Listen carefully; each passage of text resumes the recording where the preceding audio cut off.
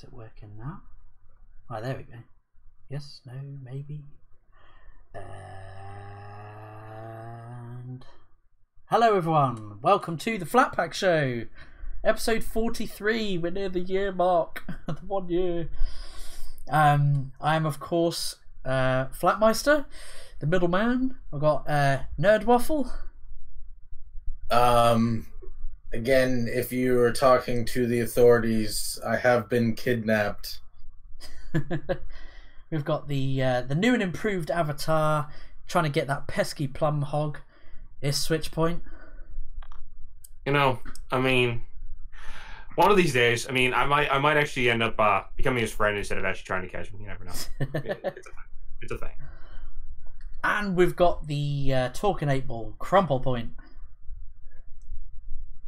I have fucking no idea how to open this show today.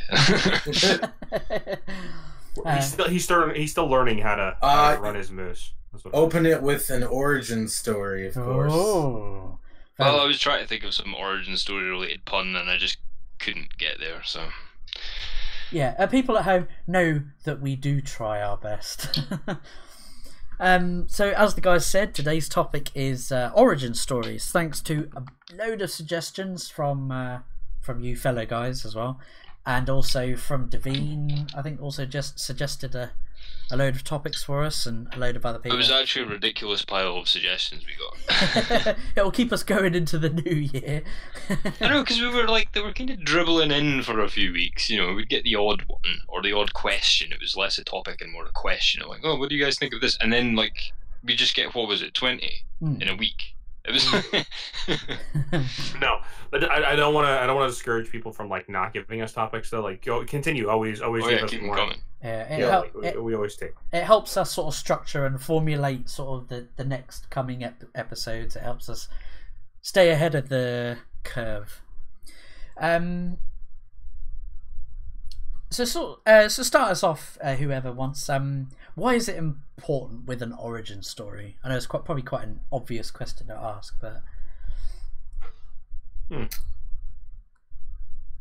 Well, okay, I guess there's no one else is going. I mean, the origin story, I think, can definitely be a great way to introduce somebody to something that they're not used to. So that could be like somebody. Like, sure, you have the origin stories everyone has heard. Everyone's heard, like, Spider-Man's origin story, or they've heard, like, the key pieces of Spider-Man's origin story. Everyone's heard of, like, Batman's, Superman's. Like, they can tell you, like, the key parts of those ones. But, like, then you have somebody that you don't know. Let's say somebody like Doctor Strange shows up, or somebody that just is new entirely to the scene that no one's ever heard of. Like, you know, the origin story kind of gives you an idea of, like, what this person fights for, who this person is, and what makes that person important to the overall arc of the story. So that basically tells you, you know, like, what are their goals, who they are, what caused them to become the person that they are, things of that nature. So they can, so like that way it also it helps you start off like a potential relation to the character. Now, the thing is, like, sometimes the origin story isn't always told as the first story, though. Sometimes that's actually later on. I prefer that, usually, I've noticed. Not always. Where it's told as like a flashback kind of thing.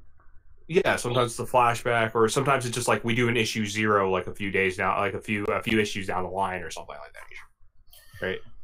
I think for me it really depends on the comic. I think that sometimes that's cool to do it sort of at the end, but I think sometimes it's cool to do it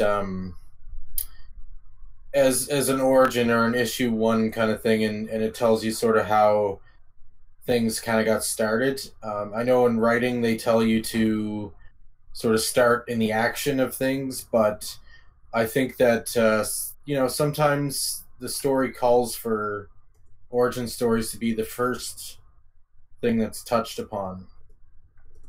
Well, see, origin stories can be a gimmick as well, so it's like for example, not all things need origin stories, so superheroes generally do, because they have a gimmick, and then you need to go back and explain why they have the gimmick. If that makes sense. So, like, yeah, if you look at Batman, but even more if you look at something a bit more wacky that got an origin story but may not need one. Deadpool is a good example because he's just a mercenary, right? But he's got the gimmick of he's got the superpowers and he's got the ridiculous costume, so you need to explain where those two things come from. And it's because he's like a not a failed superhero, but he's like the military's answer to a superhero or something, you know. And so that's why so they have to explain that. Whereas you've got like it doesn't have to be a superhero. You've got like, for example, Agent 47 from the Hitman franchise has an origin story, and that works quite well because he's a freak of not nature. He's just like he's a strange thing. Like so, you explain how that came about. But if you got like John Wick, for instance, I thought the idea of giving him an origin story was really stupid because I thought the whole point in him being interesting was the fact that the mystery behind. Yeah, and it was like you kind of also half know. The mystery is important. You also have to know that most of his career has just been probably relatively boring,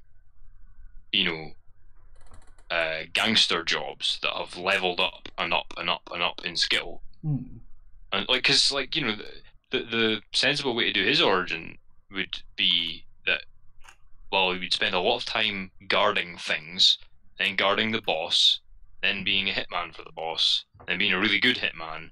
And then this is where you come into the first film. So there's no point in telling that story, but some things really need origin stories. And I think sometimes, like what Switch was saying about going back and telling it after the fact, I think sometimes, not always, but sometimes that works better because you've got a chance to establish this character. And then you can go and explain it afterward, rather than, like with comics being a serial thing, you have to kind of begin at the beginning and go on, you know? Yeah. I think that... I think another thing is how you spin it too. Like, I think that something like John Wick or whatever, it really depends how you spin the first couple of movies. Like, if you say, "Oh yeah, he's just guarding things and that's what he does," then yeah, it's going to be a really fucking boring movie. But if you're like, "Oh, we're going to do this," but it's going to be like a heist movie, and maybe he's guarding the boss in the heist movie, and you have all these interesting things going on that fuck up during the mission or whatever, and he's got to, like, pull some sort of crazy shit out of his ass to save the day kind of thing. And then you're like, you go back and you rewatch the other movies, and then you think, well, that's why he is such a fucking legend to him, is because of this, Yeah. I mean, with the Casino Royale movie, with the James Bond one, I thought it was quite interesting because they didn't actually tell James Bond's origin story. They told 007's origin story. So it was like James Bond's been kicking around assassinating people for the government for years, but he wasn't in the 00 program. Yeah. And I thought that was really quite cool, actually, the way they did that, because it was the origin story of 007. And so they didn't have to go back and do, the whole, oh, here's him as a boy, here's him as a teenager, here's him in the art. Like, they didn't have to do all that. That would have sucked, and I'm glad they didn't. But they did give us a bit of an origin story, and so you feel like you're stepping on with the character in a lot of ways, and that can be good. And I think that's a lot of the allure of origin stories for writers, is they like to have the reader and the character enter the world of the story at the same time as each other. And I think it's a good thing to do, but you need to make sure you need it in the first place. Yeah. I think that's a good idea. Yeah, like you were saying earlier about the showing as a flashback their origin and not having it right at the beginning, because if you do it as a flashback, you can show how much that character has grown, as a character, how much they've changed throughout time. Well, if you look at DC's Green Arrow TV show, everybody's favourite part of that show became the flashbacks, because the show kind of became very anemic, but the flashbacks were always cool anyway. And then what happened is, because they kept them cool, even when the story was flailing, the origin stories were still pretty awesome, and it showed you how he got to that level of badassery that we see him at in present day. But they did that not as a single origin story. I mean, they probably wrote it as a single origin story, but they didn't show it as one, because it's a flashback, and it was really cool. And meanwhile, you've got like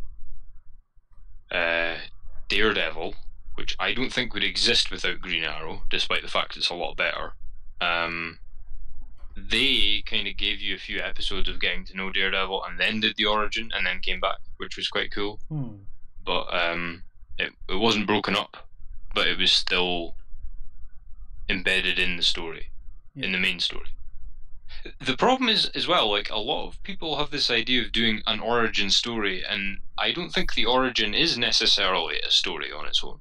Because if you think about it, a lot of these, if the story that you're telling is of importance to the character enough, then that should be a really defining time for them. So the idea they would have had an origin story before that is unlikely, because that was their sort of 15 minutes of fame, or their defining moment, or their the time that was most important in their life. But it does depend on what you're like. If you look at Die Hard, John McClane doesn't need an origin story, because Die Hard is kind of the moment where he becomes like super cop, you know. So yeah, you've got all these different things going. But if you look at, well, RoboCop, round about the same time, similar level of crazy violence, that was an origin story and a story at the same time. So that was quite interestingly handled, because the whole story was an origin story, and I don't think they really had plans for it after that. I know they made sequels, but they felt like money grabs to me. I think that the real storytelling was done in the first movie, because once you get past the origin story, then he kind of just runs along doing his RoboCop thing, and that becomes normal. So you don't really tell that story. I think that too, like, I don't know, I like origin stories. I think the thing is that I get upset when, like, I don't know, it's weird, because I don't know, I can't stand when someone's like, another origin story, and it's like, shut up. Like, I just want to say, just shut up, and just like, it's just like, you have, I don't know, to, like, I think it's all in how you do the origin story. It's like, if you do a crappy, then yes, it's going to be a crappy story, it's going to be a crappy origin, or maybe it's a cool origin, but maybe they wrote it wrong, kind of thing.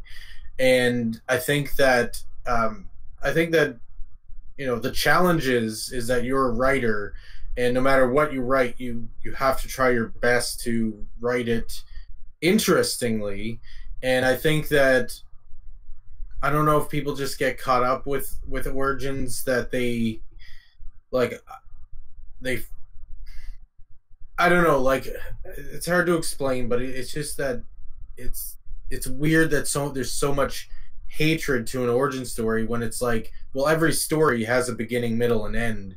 So I don't understand why people get so upset about the beginning of a story. Well, I have a couple suggestions about that, and I think the problem I found is, because I was the same for a while, and then I kind of joined them, because what happened was, every story needs a beginning. That's fine, and beginnings are fun, and you can do a beginning thousands of different ways. Like Spider-Man 1 and the Fellowship of the Ring are completely different to each other, but they're both beginnings. But the thing is that with origin stories, it's essentially the same story a lot of the time. Like, and the thing is, if you look at the Netflix phenomenon, you've got, what is it, 5, 6 heroes they've got on the go just now? 5.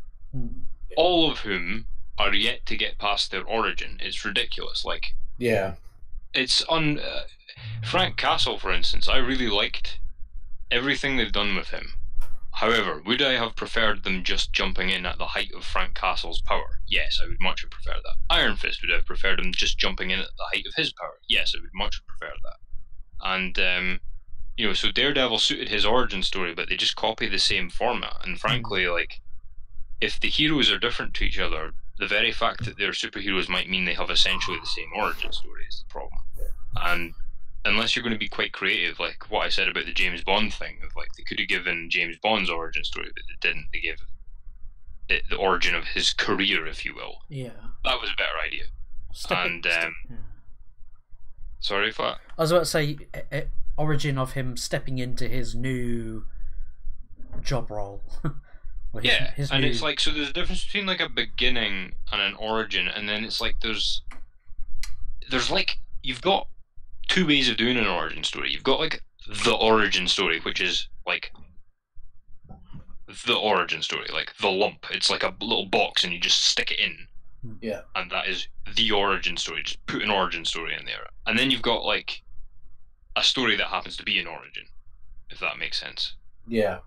And I think that the second one, I don't really particularly get very tired of, but the first one I do. And I was going to say, like, we don't need to get onto it straight away, but I was going to put to the group that I think that Batman Begins simultaneously reinvented and broke cinema at the same time, because the thing is that with Batman Begins, it was absolutely mental, the how well they did that origin story. It was the origin story to end all origin stories, and that was part of the problem, is that every superhero franchise, most action franchises, and a lot of just random other things just copied the Batman Begins story. And it was around the same time as well, and it's like, you watch The Amazing Spider-Man, or you watch half the Marvel movie, and it's like, it's this, all they've done is watch Batman Begins, taken notes, inserted their character, and done the same thing again. And I think that's where a lot of the fatigue comes from. What year did it come out? 2005. Yeah. Okay, so actually the thing is that they were already doing origin stories, and I understand that like Batman Begins was really good, but they were already doing origin stories before that. I think part of the issue is, like, if you look at Fox, they were doing origin stories and beginning stories essentially just to hold on to the Fantastic Four. So they did one back in 1992 or 4, I can never remember, and then they didn't release it so that they could just keep the rights to it.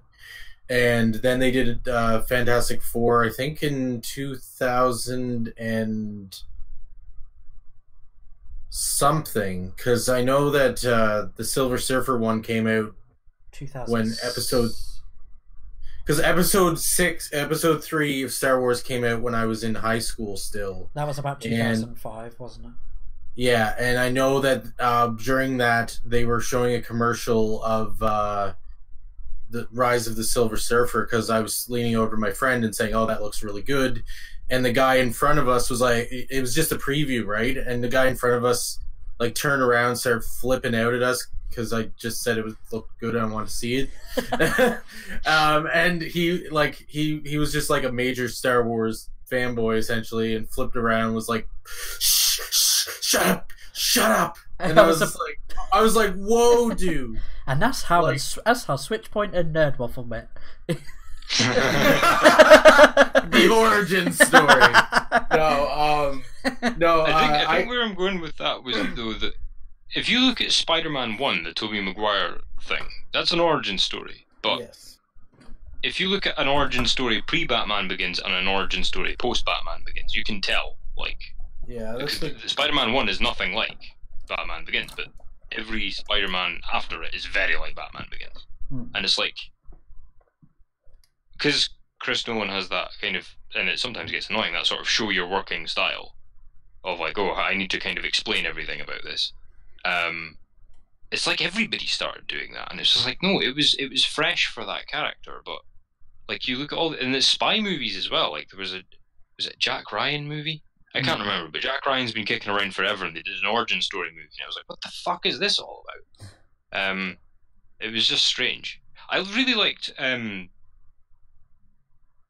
Bourne movies for this, actually, because he actually starts kind of in the middle of his own story, advances forward, and then works his way back. It's a weird story arc. I thought that was really clever, the way they did that. I think too, like, I think not that I like the movie, because after I did see it, I was like, well, I didn't like that movie. But before the Spider-Man: Homecoming came out, people were like, "Oh my god, another origin movie," and I was just like, "Well, okay, I get that because fucking Sony fucked it up twice." But I was like, well, let's see what like Disney can do with it first, like because this is the first time this company's doing it, kind of thing. I mean, I didn't like it in the end, but at least like during when it was before it came out, I was like, hey, this might be another origin story. But and honestly, because they didn't go with this is going to sound weird, and a lot of people might disagree, but I think because they tried to go so far off from the Spider-Man origin story, I think a lot of that, not all of it, is what I had a problem with, and I think it's because a lot of people complained, "Oh my god, we've seen Spider-Man's origin twice already." I'm like, yeah, but you saw Sony's Spider-Man origin story. You didn't see this other company's Spider-Man origin story, you know? Yeah. But I still think that they tried to do it without doing it. Rather, so Yeah. they didn't actually not do it. They did it. It was still an origin story. They just did it like they didn't do it. weirdly. Yeah. They call it a coming of age story, which is an origin story by people who It wasn't a refuse to call coming. it an origin story. It wasn't a coming of age story though. All they had was like they had parts, and this is one thing that bothered me about the movie, is they had parts of famous coming of age movies like mimicking, or I wouldn't say mimicking, I'll give them like a bit more credit. They, because mimicking would be different, but they basically parried spoof. No, I get what you mean. I agree. It's like, oh, that's coming from of age That's ones. from Ferris Bueller. Oh, that's from... Yeah. It's like I would have like there was no like in coming of age movies.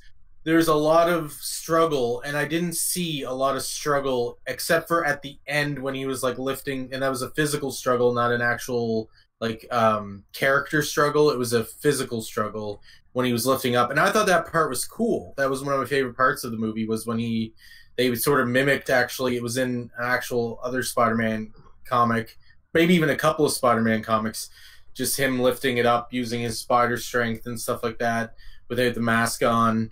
I thought that was really cool, and that was definitely, but like showing strength, physical strength. But they didn't show coming of age. They didn't show him growing as a character. That was the biggest problem I had with Spider-Man Homecoming, is they didn't show him growing as a character. They told you he was growing, but they didn't show you he was growing. And I think that's the problem. And I think part of it, I will still say part of it was because people were complaining, like, oh god, Uncle Ben's gonna die again. It's like, yes, because that's the fucking story, you moron. Of course he's gonna die again. Fuck Uncle Ben. Jay is just want to say Jay is in the chat, and he's saying to Nerd Waffle, J. Jonah Jameson? No, Jay Fairclough is saying, no, it wasn't a coming of age story. Slams his fist down in rage. Waffle, go eat and Snickers, you pleb. I already had 2 Snicker bars today. So. Oh, so that's what went wrong. Yeah. I would be interested in what you guys think, Flatt and Switch, of the. Do you think what effect, if any, do you think Batman Begins has had on this origin story phenomenon? Because nobody seemed to care about it before. Because Batman Begins did it really well, didn't it? It showed the montage of his training, and then that realization of the League of Shadows aren't really what he thought they were. It wasn't like an like how a lot of things like are overly montage, like all the Spider-Men showing him designing his costume and putting it all together. And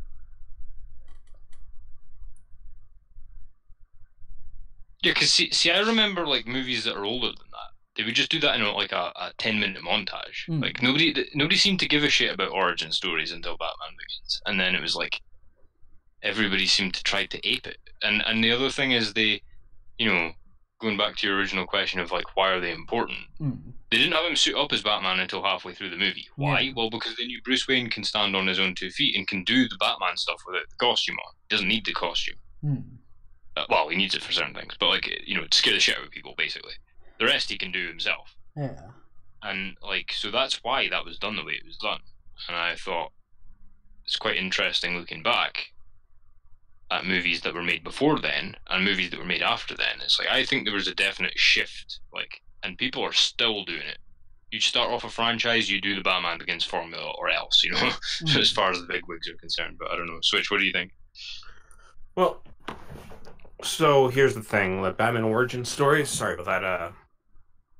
So if you want to know what the Batman did, it's all right. Origin stories were already popular, but like what Batman did is it delves more into like the deeper origin story, like going back and kind of like telling the prelude to the origin story, kind of like so how like there's like the origin story of like somebody donning the cape, and we get like the flashback, or we get like something in the beginning of the story, like that doesn't really take that much of time, like 15-20 minutes of them like explaining why they are like why so like the Sam Raimi Spider-Man, right? We have like the first 30 minutes of the film is him, he gets bit by the spider, he goes to the wrestling ring, then he becomes Spider-Man, right? Like his Uncle Ben dies, he becomes Spider-Man. Okay. But Batman Begins, what that does is it goes even further back. So it's like, okay, so we're literally gonna go step by step. We're going to tell you like literally step by step, and he's not Batman until like that literally like last arc of the movie, pretty much, right? So I feel like that's kind of what Batman. Now, I don't know if Batman Begins would be like the beginning of it, but it is definitely where like some of that with the popularity of some of that definitely started, because a lot of movies started doing that, where it's like, so even Iron Man does something like that, where it's like, okay, so we're gonna go like really, really, really far back. We're gonna go like so far back, like we're gonna like pretty much 2/3 of your movie, he's not going to be that hero, or he's not going to be that agent, or he's not going to be whatever he's supposed to be at the end. Like for that 2/3 at beginning of that movie, they're not like who they are until like that last arc, right? So an example like of with Batman, or like since we're discussing that, is we have Bruce Wayne. He starts off right. We have like the whole him being a kid, and like for a little bit of the movie, it's literally him as a kid. Him like his lessons that his dad taught him. Then we cut to him like somewhere in Asia, I think, or something of that nature. And then it's just like, okay, then it's him like traveling like parts of Asia, like him actually purposely being part of a prison for a bit, and then like we even get to the part where him meeting up with Raish for the first time and like working up his way towards like the League of Assassins and becoming one of them and stuff like that, right? Then it's like, okay, so and then it's like learning like forms of kung fu as he's traveling and learning forms of like stuff like that. Like that entire sequence is put more detail into it, and then finally, about like a good chunk of the movie, he's finally going back to Gotham. Mm-hmm. Every once in a while, we get like flashbacks of like what he was like before he left Gotham, right? Then when he gets back to Gotham, he's still not Batman when he gets back to Gotham. It's him literally like scoping up the city, getting to learn the city, getting to learn the ways, getting an idea of like how things are done, and then him getting an idea of like and then him finally getting the idea to become Batman, and then him starting to order the stuff to become Batman, and then finally he becomes Batman, right? See, that's the cool thing about it, though, is I think that for all the reasons you just outlined is why it doesn't work for other franchises, because what you just said is 11 years of his life or something. So it takes 11 years or so for him to become Batman, or to even become a vigilante, because he doesn't become Batman straight away. And it's like, you can tell that story in an hour because there's a lot of story there. Like, Batman's almost the peak of his character development, and then he starts doing even cooler shit after that. It's like, it's for that exact reason that Sherlock Holmes, for example, does not have an origin story, because he really doesn't need one. It's just him learning shit for 10 years. You don't want to see a film of that, or 20 years or whatever.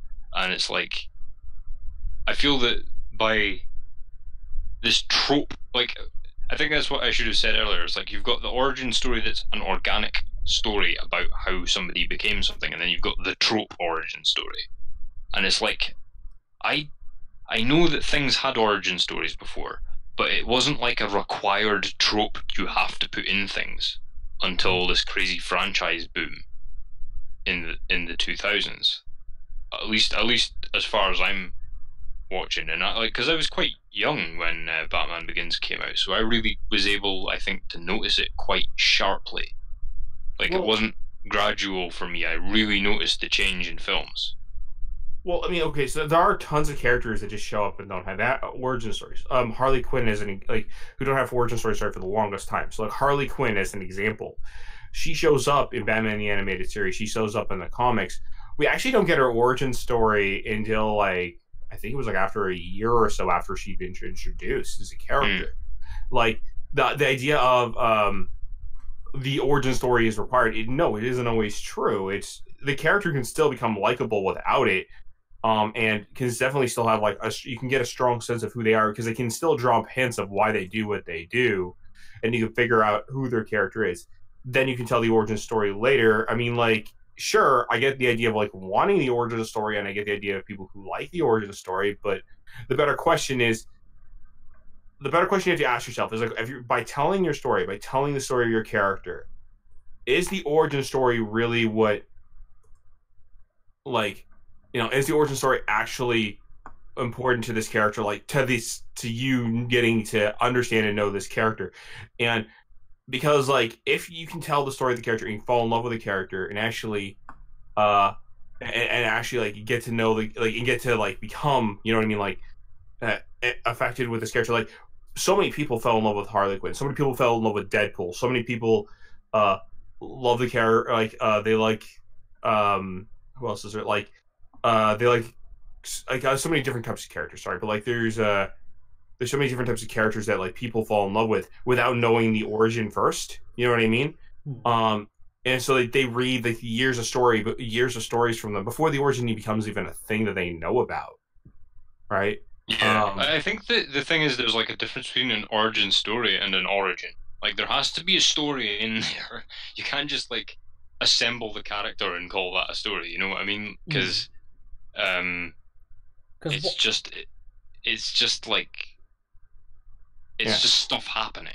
That's not a story. Because how do you think I was about to say, how do you think the origin, the hero's tale story layout plays out with regards to an origin story? Well, the hero's tale still plays out. Sorry, Switch, you go ahead. Oh, sorry, I didn't mean to interrupt you. The hero's tale still plays out. Either way, you're definitely going to have the hero's tale. The thing is, you're going to want to definitely, you have to definitely structure it slightly differently because like you have to create the point.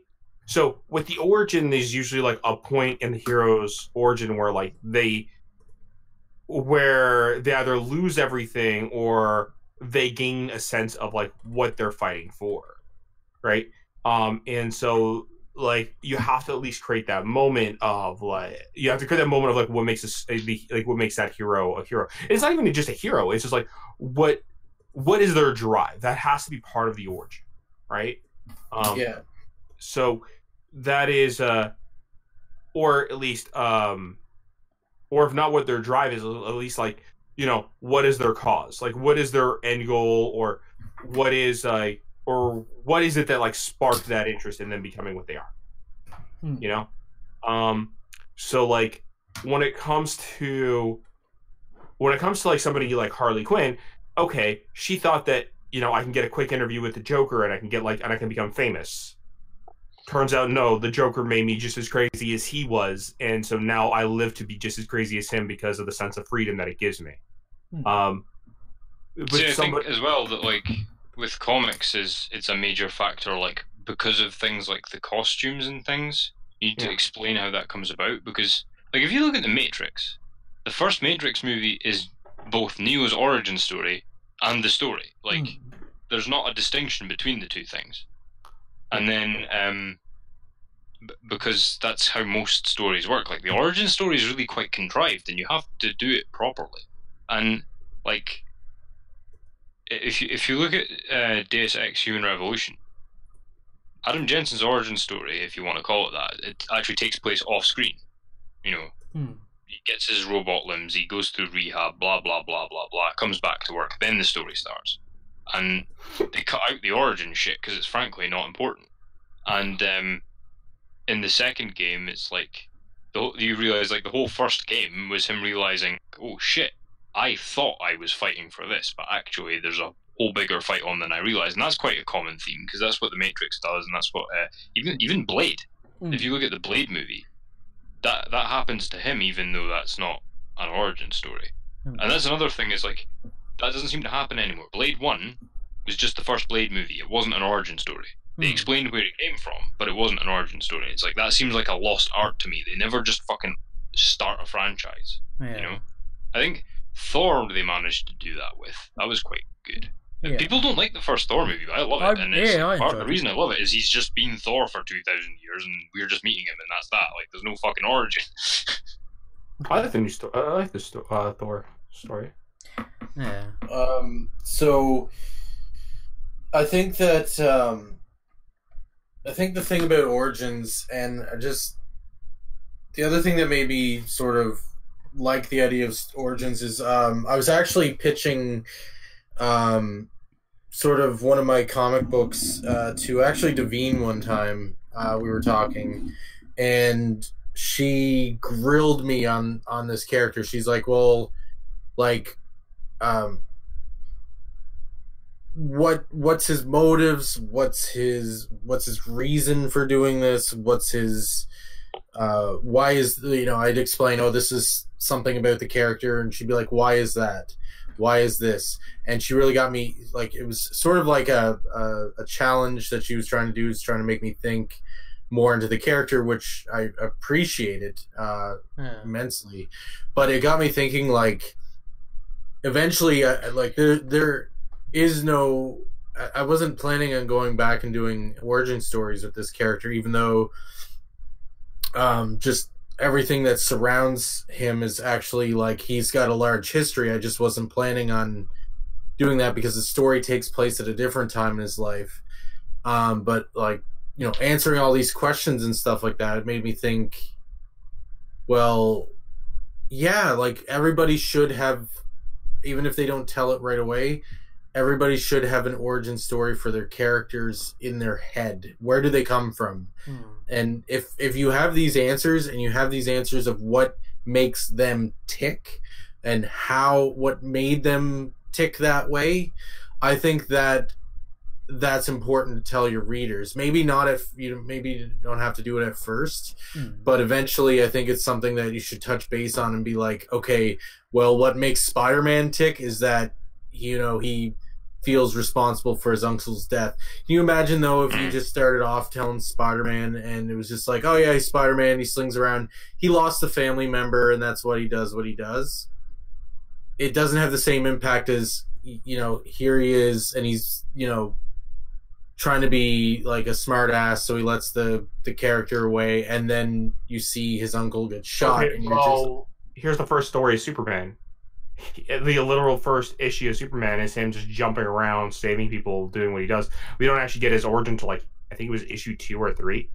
Okay, and that's fine, but what I'm saying is that eventually you need to go back and show what makes this character tick. It doesn't have to be... Yeah, I think that every creator needs to have the origin story in their head. No matter how entertaining it is, or well, not. Here, I mean, like, the thing is it's not always the case that you have it. Sometimes it's just like a side character, a one-off character that you created, and then people end up falling in love with it, and then you have to think up the origin story. You get into... I honestly feel like you would get into so many... Like, you'd get backed into a corner, and you'd have plot holes and shit like that. I have a case in point, though, for you. Take a look at Harley Quinn. She was originally just supposed to be a henchman.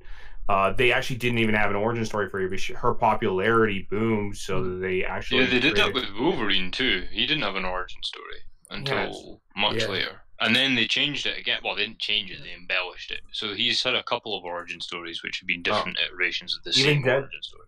even Deadpool didn't originally have he was originally just supposed to be a one-off villain for the for one of like the X-Men team or one of the X-Force teams, something like that.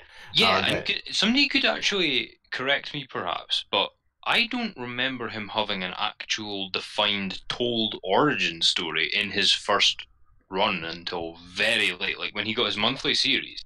I read the first 4 arcs of that or something like that. I don't remember the story until after that. Mm-hmm. But like, you know, because he meets Dr. Kilbrew again in the Alps, and then he's like, "Don't you dare mention the workshop to me." And you're like, "Oh, what's the workshop?" Ooh, you know, and you know, they didn't explain what that was until much later. Now, maybe they explained that in one of the Wolverine origins, I don't know. But as far as the Deadpool arc was concerned, there was all this stuff in his past that we just didn't know about. And that made him so interesting. And I think that it's an interesting pacing thing. Because could you imagine if Spider-Man had been told from the point of like that totally changes the story of you've got this, you know, 30-something-year-old man jumping about, saving people, web slinging, kicking the crap out of giant goblin dudes, and nobody knows why he does it. Like that totally changes the story. Like, So yeah. what you're saying is someone can come along and just write a character and not put any thought into it. It's just a throwaway character. But then they can sort of, you know, come up with whatever on the fly. It doesn't really matter because there's no actual defined things behind this character. I'm saying that there might be more to the thought of the character other than just the origin story. Like, maybe the idea was, I want to create a character who's cool, a one-off character. Oh, the character became beloved. Well, maybe I can flesh out the character more later on. Like, that's not saying that, like, it's a bad thing that, like, it's not a bad thing that later, like, okay, literally, Deadpool was just designed, oh, he's cool, he has, like, a ninja mask, he has, like, cool swords, and all that. Like, he didn't even break the fourth wall until, like, much later. He was just there to be cool, but people liked his design, people thought he looked cool, people thought he had an interesting attitude, and then just kind of more got added on top as the character continued onward, right? And eventually they said, well, enough people like him that we probably should, like, you know, we probably should flesh him out a bit more, create that origin story, go all out. The same thing happens with Harley Quinn. It's not that they're not thinking about the character at the time that you're creating it, but when you create a one-off character, sometimes just kind of like the stars align and you get lucky and people really like it, so that you flesh out that character. Depends on the story style as well. Like if you look at procedural stories, quite often there's no origin story in there, which is interesting. Like I read a lot of the Creature books, and you know, while nobody's going to declare them works of literature, they're fucking good books.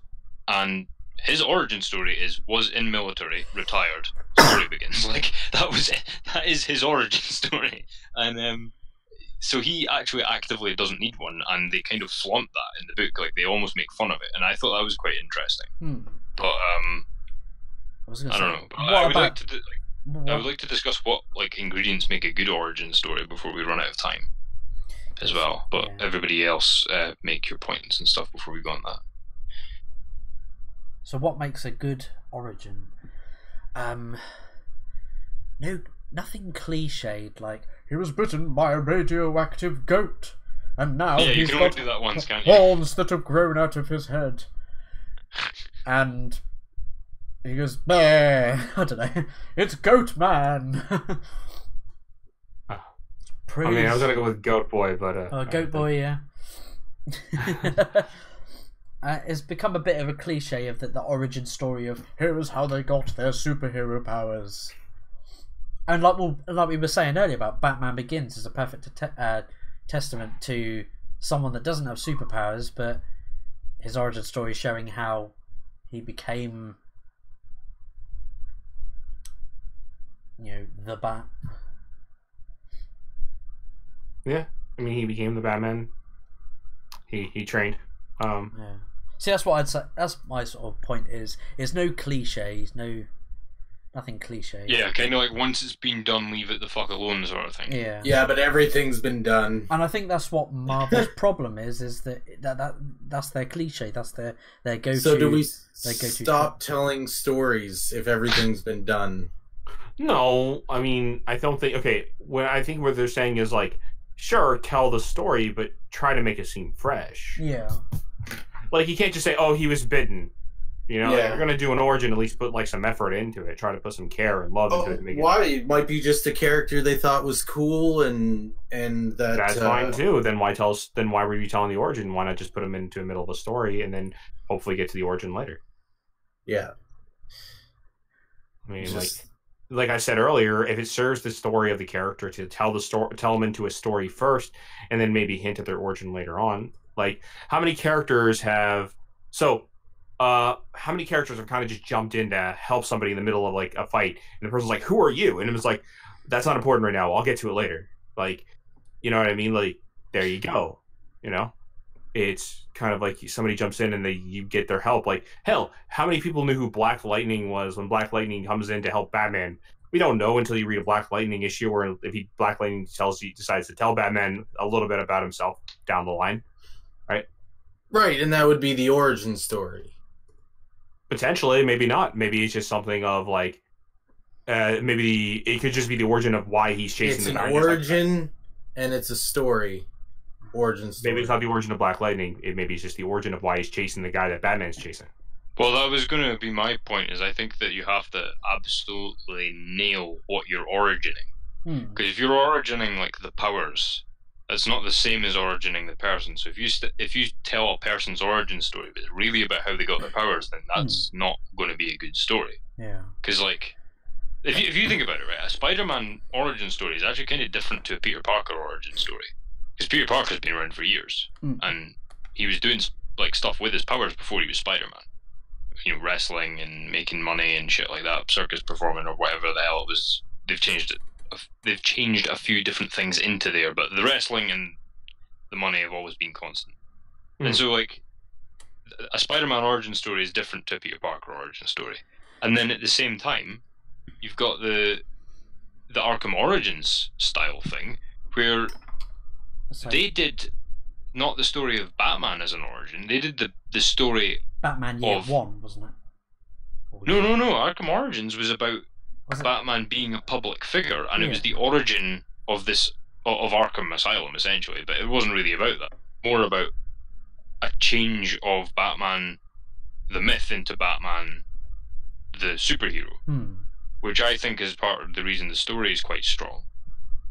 Because they weren't just telling the Batman story yet again, or doing, you know, the long Halloween again, or anything like that. And I think you have to absolutely nail what you're origining before you origin it, or it's just gonna. It's like trying to get gears to bite. It's not going to work, you know, because you've got one thing moving at one speed and another moving at another speed. Another one I was going to bring up, which is it tells a good story, but is also has an origin story of the main character, is BioShock 1 with Jack, the character you play as in BioShock 1. You hear it through like the characters, and also like the audio diaries that you pick up that explains a little bit of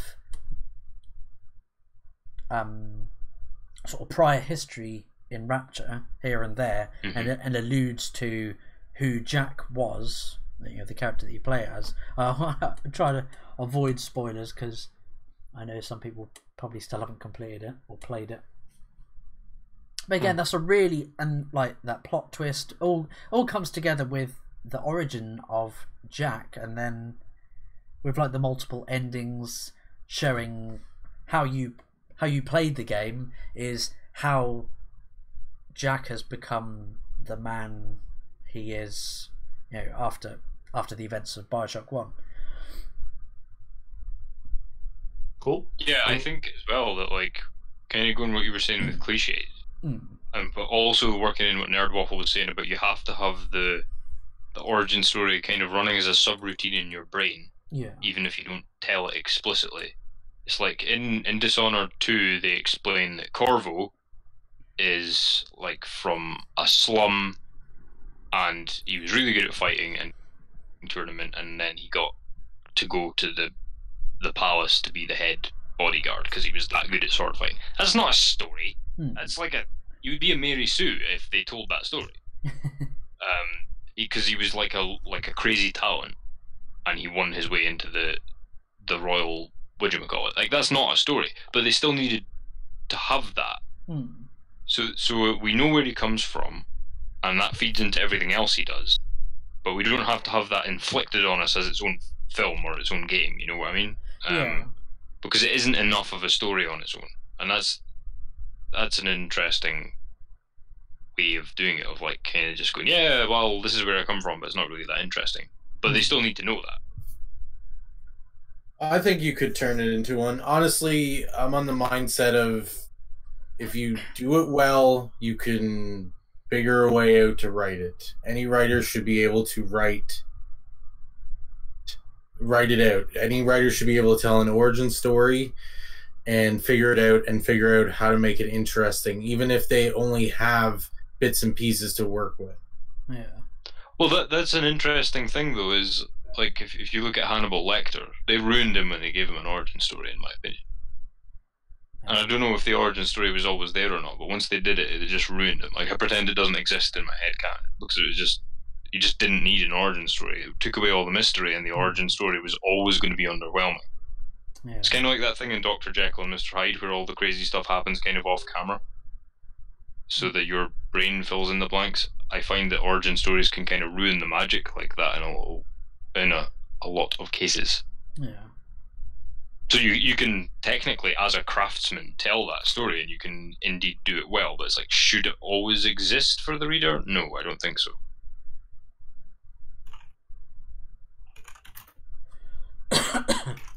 But it can be done.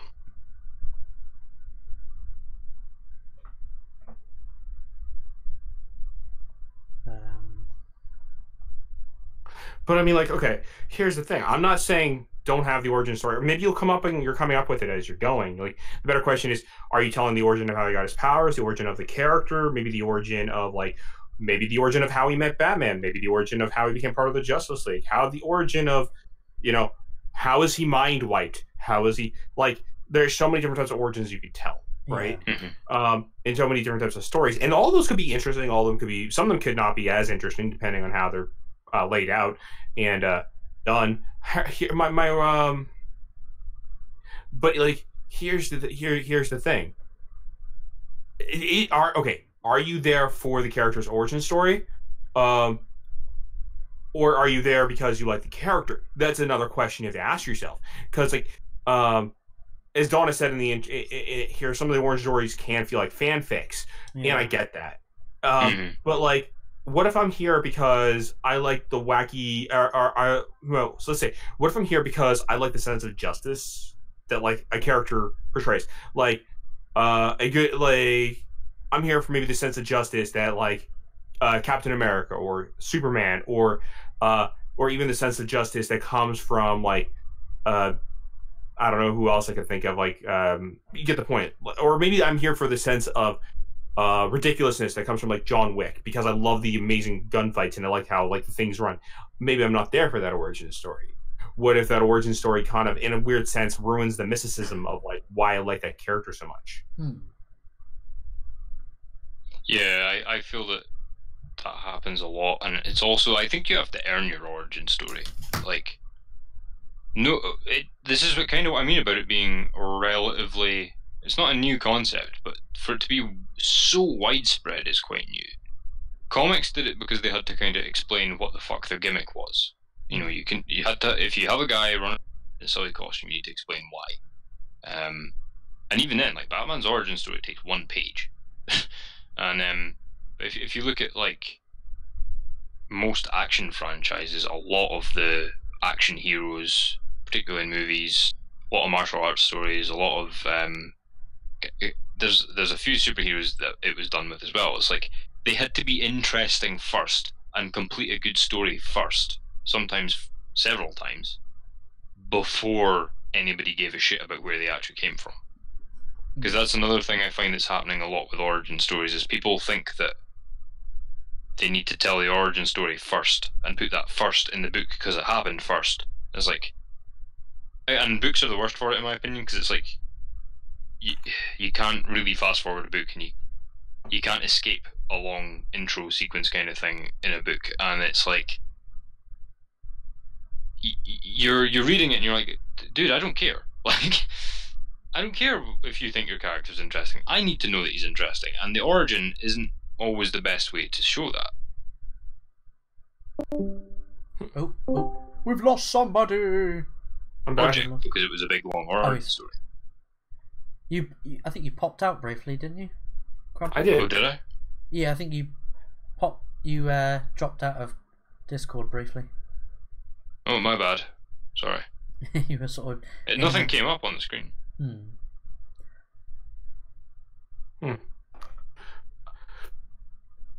Yeah, what was that last bit you were saying? Sorry, just before you got cut off. Yeah, I dumped the whole story because it was a big long origin story. And I was like, nobody's going to care. I don't care.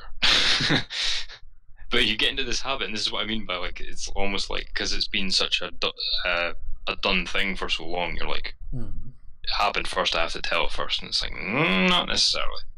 Yeah. But you still need to know all the stuff, like Nerdwaffle was saying earlier, you still need to know it. Because, I mean, you can tell, like, the story, or give an impression of what kind of character the main character is by the way that they interact with other supporting characters, maybe in like the first few pages or the first few panels of your comic book. That's like where you can really set the stage of what your character, what type of character your main character is. But that always leaves me, I don't know, maybe it's just me, it always leaves me asking why. And they never get to the why. Why do that? Well, it doesn't really matter. Well, yes, it does. I don't know. Maybe it's just because, I don't know, maybe I'm thinking of it from a writer's standpoint. But, like, it's important to know who, what, where, when, why, and sometimes how. Very important things in a writer. And I think that it's harder to explain the why when they're just interacting in the now kind of thing. If you're saying, oh, well, you know, they're just interacting with them because, you know, they're just interacting that way just because that's the thing. You know? Yeah. I mean, but why? But like, you also risk painting yourself into a corner as well, because, like, they didn't. This could be incorrect. I don't think they had an origin story for the Punisher when they first brought him in, which meant he was basically a mercenary in the book, which completely goes against his character, because when they did the origin story and made him like a straight up vigilante, it was just like, wait, hang on, why would he never accept money from a bad guy, ever, under any circumstances, without killing them afterwards? Like, that's weird. So you can paint yourself into a corner if you don't know the origin. But equally with the wanting to know, I would say that you should be able to satiate that without an origin story in a lot of cases. Yeah.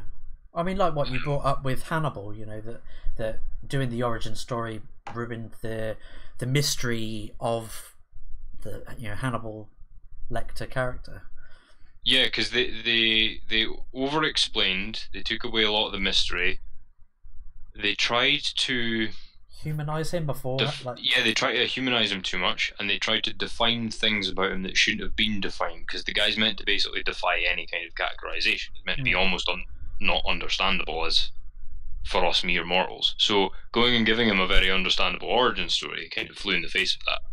And but is that because it's an origin story, or is that because it was just a really terrible story? No, it's because it exists. Like, because as far as origin stories go, it's actually an okay story. Well, okay, like I believe certain characters work off of their mysticism. So, like, certain characters, like, what if, as an example, like, I create a character and he says, or even if I don't create a character, let's take a look at somebody such as, like, Wolverine, right? For the longest time, we had so much mysticism. Like, we get hints of what made Wolverine, or hints of, like, who he was before he was Wolverine. So before he was even Logan, before, like, all that kind of hints, but we never actually get the detail. And part of that mysticism, so, like, those hints at that origin are nice, but it's one of those things that you probably never want to know the full thing, because once you know all of it, some of that mysticism, some of that, like, enjoyment that comes with it is lost. So, I, as a Wolverine fan, I can say that part of the awesome thing about Wolverine is knowing stuff about Weapon X and shit like that. Yeah. Okay, They then had to I mean, like, I guess backpedal we'll have a to lot. agree to disagree, because I personally like certain characters. I'd rather have that mysticism, because I find like learning too much information. Personally, sci-fi sometimes does ruin things. Like I don't, I agree with, yes, you have to have some idea behind there, and yes, you have to have some origin there. But I mean, lazy, right? I don't know if it's because then I get confused. Is this just someone because they're being lazy, or is this they don't have an origin story, or I don't know. Like maybe I'm thinking okay, of but it like wrongly. I don't need to know every single little detail, because sometimes knowing every single little detail Exactly, and that's doing an origin story poorly. Is saying every little. All right, never mind. I'm I've sorry. got No, switch. never mind. No, I've got I don't switch. want to start an argument. No, I don't want to start an argument. Hey, it's not an argument. It's a discussion, It's dude. not an argument. It's a discussion, dude. Go on, you can go. Go on, switch. No, I'm not going to say anything. I'm done. Sorry. You sure? I'm sure. Last chance. You can. Yep. Don't worry, it's done. I've got a big controversial one actually. I think Darth Vader's one that they should never have given an origin story. See, as soon as they put a face under that mask, they ruined him, in my opinion. Because he was this fucking huge, dark, imposing, mysterious figure. We didn't have a clue about him, and we knew by the end of the second film that he was a Jedi once, and that's as much as we knew about him. And then they went and did 3 films about his origin and 2 TV series and a cartoon, and it was like, you fucking ruined him. Yeah. Even the concept of giving him an origin story was a bad plan. And I feel like Tolkien did a similar thing with Sauron. When you read the Silmarillion, it's like, I kind of preferred him when I didn't know anything about him. Because I think that some things have to be kind of elemental like that. And as soon as you put a face on it, it's kind of like, oh, you're not scary anymore. Yeah. I think the Shadow still doesn't have an origin story, I'm pretty sure.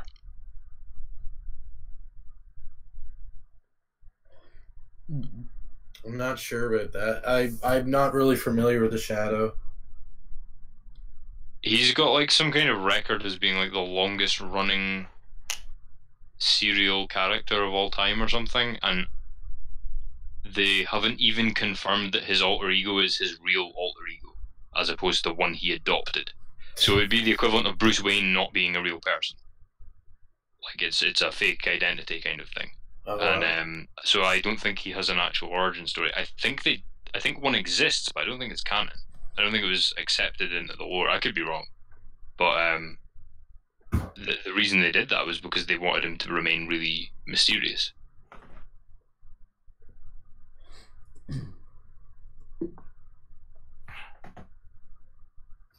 Yeah. Although one thing where that worked in reverse, where I thought it wouldn't, would be Elric from that, franchise, who's your kind of Geralt type. He's all mysterious and worldly, and you don't know a lot about him. And they went back and gave him an origin story, and it actually fleshed him out a lot, where he'd previously just kind of been a power fantasy. He then became a very understandable character, so that worked quite well. And I wouldn't have actually advised that in advance. So you can never, you can't always know which way it'll go. I actually picked that up on Comixology, and I really got to read it. I picked up the first issue of it. Yeah, see that Ruby Throne, that didn't exist until like 5 years into his publication. Oh, really? That's the one I picked up. Would you recommend like another one? No. It works perfectly well if you read it chronologically like that, or would that be chronological? I don't know. It's chronologically with him. Yeah, it works perfectly well. But that whole book didn't exist. I think the first book is Sailor on the Sea of Fate, and that's just him being a medieval mercenary, and that kind of worked. He was kind of the sort of medieval Han Solo type, I guess. And then the writer went back and gave him an origin, which I thought was interesting that he pulled that off. Because what I mean is, I think if I'd been reading that at the time and they said they were doing an origin story, I would have said, no way, don't do it. But it's really fucking good. So, make of that what you will, I guess. Yeah. Does everybody have a favorite particular origin story? I'd say Batman Begins was really good. Meteor Man was really good. I think you brought up Neo from The Matrix, didn't you? Yeah. Which is again a really good origin story, but it's also a really cool story, like the bigger picture that the machines are wanting to find the last human settlement. Yeah, the last. I don't even think that was an origin story, because they did mention that there was previous incarnations of him. Yeah. Well, that's going into a whole other thing, but there's a theory that Agent Smith is actually the one, and that Neo, or Mr. Anderson, is the actual anomaly. He's the virus that is disrupting the order of the Matrix. Not to get really pretentious, but it's a Trinity metaphor. Aha, Trinity. It's the machine god plus Smith plus Neo equals the one. Yeah, the Father, the Son, and the Holy Spirit. The theory goes that it's actually the one is not one particular person, but the code. Yeah. And when Neo and Agent it's the singularity, effectively. Exactly. So Neo and Smith merged together. That created a new code, and that was the one that the code that we created was the code. Sort of. Jay says his is Free Willy, his favourite origin story.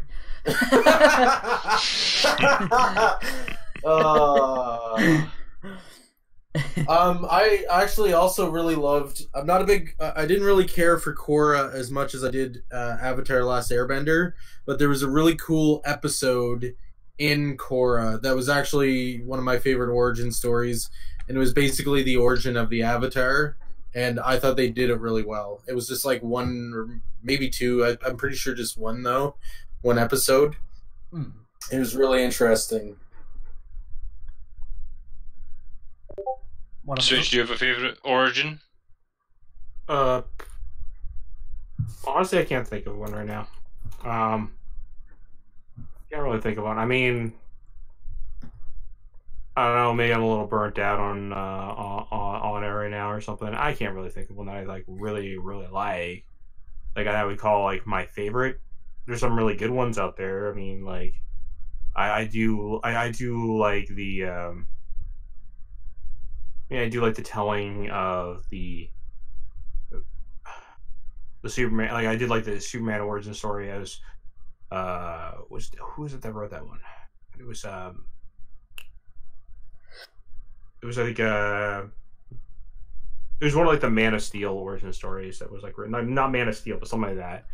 Was it Mark Waid's one by any chance? Secret Identity? Not Mark Waid. It was the one that they used for the basis of the Man of Steel movie. That's why I was thinking Man of Steel, but it wasn't called Man of Steel. It was like something else. Then there was also I liked the Batman Year One was pretty good. I liked that one. Yes. Just see, as far as origin stories in general go, the Superman one's pretty fucking cracking. I have to say, like, just the main beats of it are just pretty. You're an orphan in a space pod from a planet that fucking blew up, and your parents were polymath genius aliens, and then you land on Earth, and your other parents. It's pretty fucking cool. I like that origin story.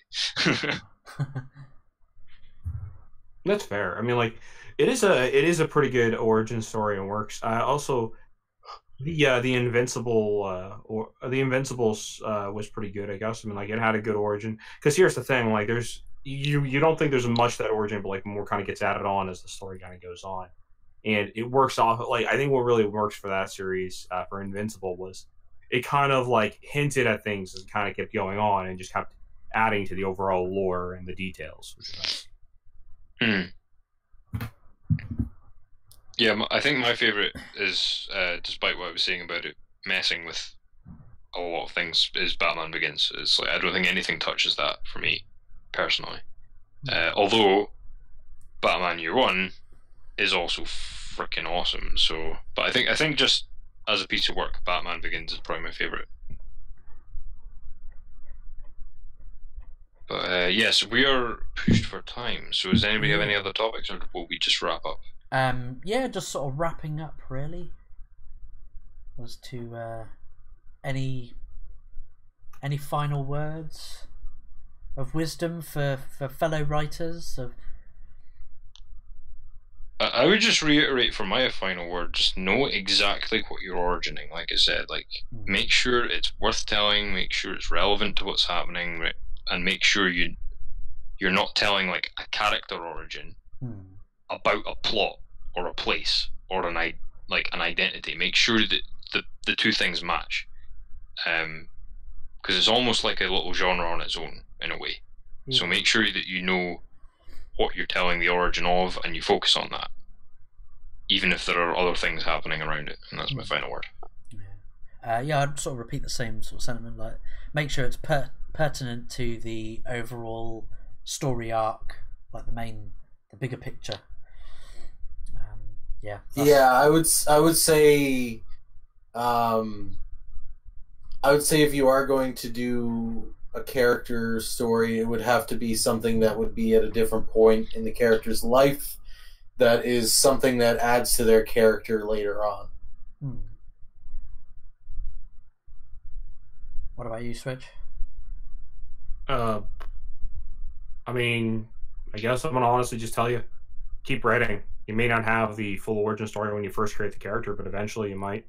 So, just kind of keep writing, keep up notes, and eventually, like, some of those notes might come together to give you the idea of what the origin story actually is.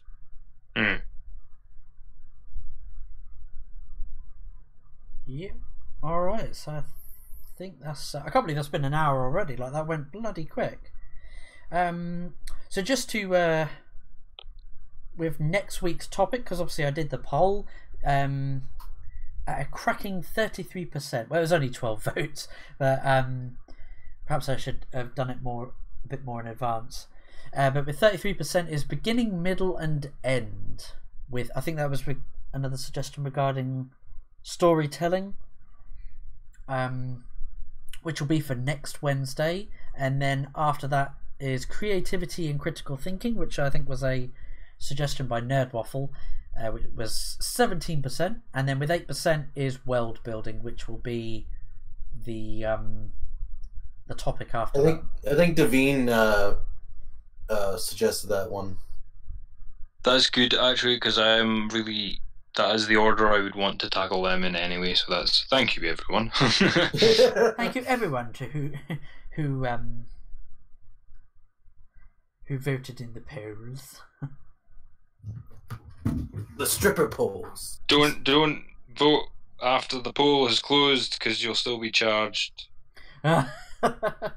Wait, we were charging? No. It's just this fucking thing they do on game shows and yeah. They just always say that. I was like, am I getting cut from this or something? Like this revenue coming in? So thank you everyone to who voted, and thank you to everyone that is also tuned in live, and to anyone that's watching this later on as well. So to anyone that is watching this live, be sure to like, share and subscribe to all of our channels, to me, Switchpoint, Nerdwaffle and Crumplepoint. We all have our own separate channels and Twitter accounts. So it's been me, Flatmeister. It's been Switchpoint. Hey, what's up? It's been Nerdwaffle. Remember to hug the person next to you and keep it toasty. And it's been Crumplepoint as well. I'm off to the emergency room because I've been bitten by a radioactive 8-ball, so I'll see you later. And one final shill as well. Be sure to check out Crumplepoint's Patreon and your PayPal. He's released his Peptis Challenge comic. It's really Oh yes, definitely read it. It made me fall asleep. Like, if you need something to to sleep at night. No, I'm just kidding. I actually was super duper tired, and I was so excited to read it that I knew I probably shouldn't have, and did anyways. But from what I've read and I've skimmed through it, it's amazing, and I definitely recommend everybody purchase it. One does not simply skim a comic. For anybody who still survived this long into the stream, the arrangement is if you sub to me on Patreon or send me the money on PayPal, I will then email you Give me the cash. the link to the PDF, and you will get the digital copy that way.